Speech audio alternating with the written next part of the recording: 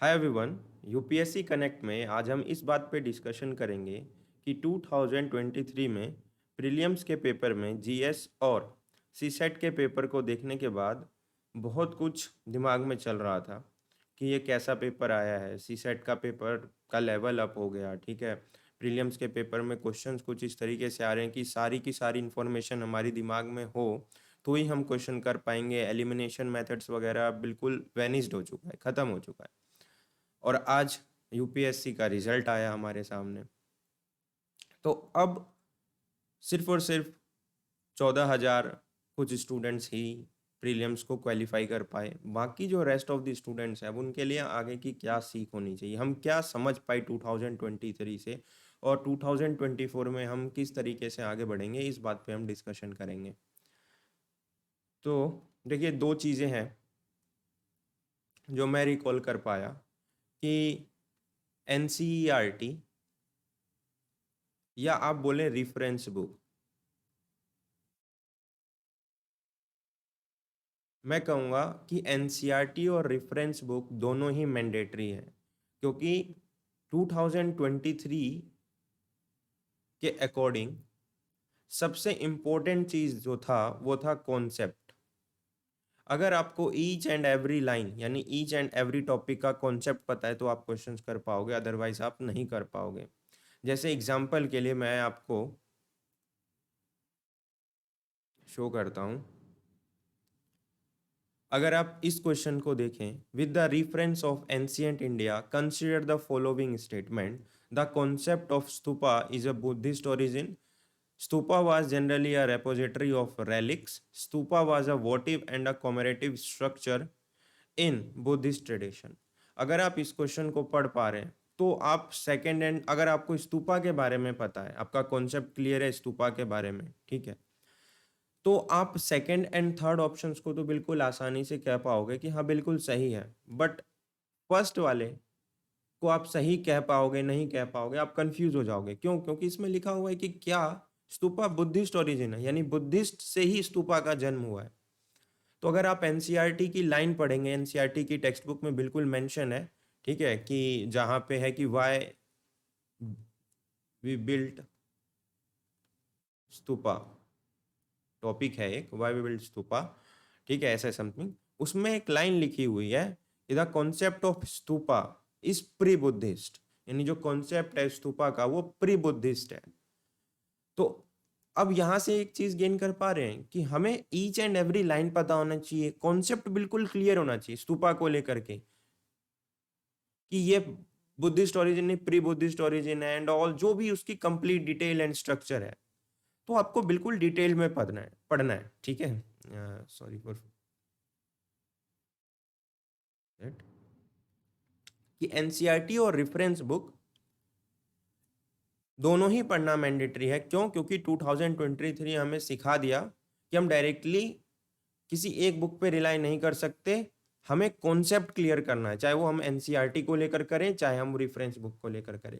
Obviously NCERT is dominant, क्योंकि NCERT से ही paper बनता है। एग्जामिनर किसी ऑथर की किताब लेकर के बुक से प्रिपेयर नहीं करता है।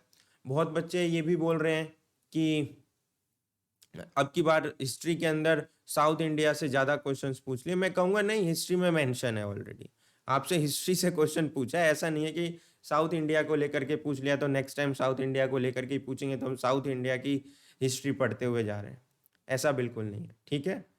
सेकंड क्या है, हम बहुत ज़्यादा गलती कर देते हैं जब हम प्रीवियस ईयर पे ध्यान नहीं देते हैं।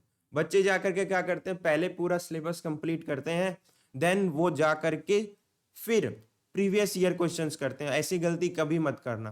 लेट सपोज करो तुमने ज्योग्राफी पढ़ा, ज्योग्राफी के अंदर तुमने फिजिकल ज्योग्राफी पढ़ लिया। लेट सपोज करो हिस्ट्री पढ़ी, एंशिएंट इंडिया पढ़ लिया, पूरा एक दो बार रिवाइज कर लिया, सब कुछ कर लिया, ठीक है, एटलीस्ट 2 टाइम्स हमने रीड कर लिया। Then physical geography, ancient India, ठीक है, इनके क्वेश्चंस लगाओ प्रीवियस ईयर के 2 बार 3 बार, ठीक है, क्वेश्चन लगा लो। लेकिन प्रीवियस ईयर लगाते टाइम एक चीज बहुत ध्यान रखना। देखो जैसे मैं बताता हूं, हम उसी पेज पे बैक करते हैं। अगर मैं ये कहूं, देखो अगर आप इस क्वेश्चन को देख रहे हो पहले वाले जिसमें धन्य कटका के बारे में पूछा गया, इस क्वेश्चन को कोई बंदा तभी कर पाएगा जब इसको धन्य कटका के बारे में पता होगा। अगर उसको ये पता है कि which flourished as a prominent Buddhist centre under Mahasanghikas या एन की जगह कभी कभार एनसीईआरटी में आपको एम भी दिखने को मिल जाएगा कि महासंघिकाज लोकेटेड, तो इस लाइन को पढ़ने से ना आप क्वेश्चन नहीं कर पाओगे। आपको धन्य कटक के बारे में पता होना चाहिए। धन्य कटक जो है जब आप पढ़ोगे एंशिएंट इंडिया, ठीक है, आर एस शर्मा की पढ़ लो या आप एनसीईआरटी पढ़ लो, ठीक है, तो उसमें आपको धन्य कटका के बारे में एक मैप मिलेगा जब आप सतवाहना पीरियड के बारे, तो ये मैप का क्वेश्चन है। लेकिन बच्चे मिस्टेक क्या करते हैं, देखो महासंघिकाज इसके बारे में वो पढ़ना छोड़ देते हैं। ऐसी गलती कभी मत करना। अगर धन्य कटका के बारे में कुछ पूछा गया तो धन्य कटका के बारे में पढ़ लेना। महासंघिकाज वर्ड लिखा हुआ है तो महासंघिकाज के बारे में पढ़ लेना, ठीक है। तो ये बहुत इंपॉर्टेंट होता है। जैसे ये वाला क्वेश्चन देखो फोर्थ, वट्टकीर्तुल, ठीक है, वट्टकीर्तुल वर्ड जो है वो संगम पोयम में यूज किया गया। अब संगम पोयम के क्वेश्चंस जो है वो प्रीवियस ईयर में रिपीट हुए हैं, तो संगम पोयम्स में कौन कौन से वर्ड है, उनका क्या सिग्निफिकेंस है, पता होना चाहिए, ठीक है। या कोई पॉइंट है, कोई लाइन है, उसमें कोई वर्ड इस्तेमाल किया गया, हमें पता ही नहीं है, तो वो अगर आप नहीं पढ़ोगे तो आप फिर क्वेश्चन नहीं कर पाओगे। ये तरीका होता है। जैसे यहाँ गए, इस क्वेश्चन को देखो छठे, इसमें हर एक ऑथर दे रखा है, हर एक ऑथर और उसकी लिखी गई किताब है, ठीक है। तो अब अगर तुम देवी चंद्रम गुप्तम के बारे में नहीं पढ़ोगे, देवी चंद्र गुप्तम सॉरी, ठीक है, मिलिंद पान्हा हो गया, नीतिवक्य मित्रा हो गया, ठीक है, आपको इनके बारे में पढ़ना है या इन ऑथर का देख लेना, इन्होंने कौन कौन सी बुक प्रीवियसली लिखा है, इनसे रिलेटेड कुछ देख लेना। ये होता है, इस तरीके से हमें प्रीवियस ईयर को देखना पड़ता है। और प्रीवियस ईयर के लिए हम कौन सी बुक देखेंगे जिसमें डिटेल्ड में लिखा हुआ होता है, वो मैं सजेस्ट कर दूंगा, ठीक है, नेक्स्ट वीडियो बना करके। तो चैनल को सब्सक्राइब करोगे तो लिंक तो ऑलरेडी मिल जाएगा तुम लोगों को, ठीक है। तो ये तरीका है देखने का। अब यहाँ पे बहुत सारे वर्ड है, कोरकाई, पोमफोर, मोचरी, ठीक है, ये साउथ इंडिया है, लेकिन ये किस पॉइंट के लिए डोमिनेंट है, तो मेरे हिसाब से चोला पांड्या ये साउथ इंडिया में डोमिनेंट थे, उनसे रिलेटेड है। तो ये कैपिटल सिटीज थे क्या क्या, तो इसमें रेफरेंस देख लो भाई, कोरकाई किस चीज के लिए है, इसमें तो आ गया ना 2023 में। 2024 में किस तरीके से देखना है, तो इस पर्टिकुलर प्लेस की कोई हिस्ट्री हो सकती है, पोमफोर की कोई पर्टिकुलर हिस्ट्री हो सकती है, ये देख लेना, ठीक है। तो ये तरीका है प्रीवियस ईयर देखने का, और ये हम सीख पाए हैं इससे, ठीक है। अब नेक्स्ट चीज हम क्या सीख पाए, उम्मीद करता हूं कि आप समझ पाए हो ये चीज। अब नेक्स्ट चीज देखो, हम जो सीख पाए हैं वो है हमारा कि बहुत सारे स्टूडेंट ने कहा कि हमारा प्री तो भाई निकल रहा है, सॉरी प्री में हमारा जीएस निकल रहा है, लेकिन हम सी सेट में पीछे चले गए।